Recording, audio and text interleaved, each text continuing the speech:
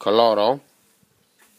Non è che è cloroformio, non è che te ne vai al mare, quindi ti allontani dal luogo del delitto, mi fai mettere da solo la sostanza nociva, tiro le cuoia, tu hai l'alibi, sei al mare con un magistrato non togato e qui ci saranno tutti i presupposti del tentato omicidio.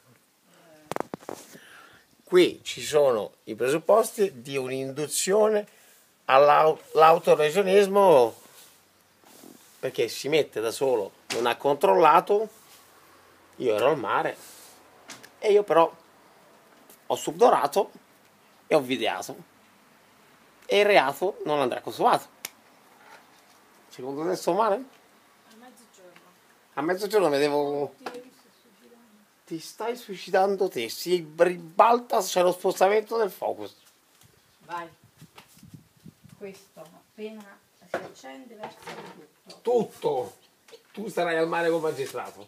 Sì. Non togato.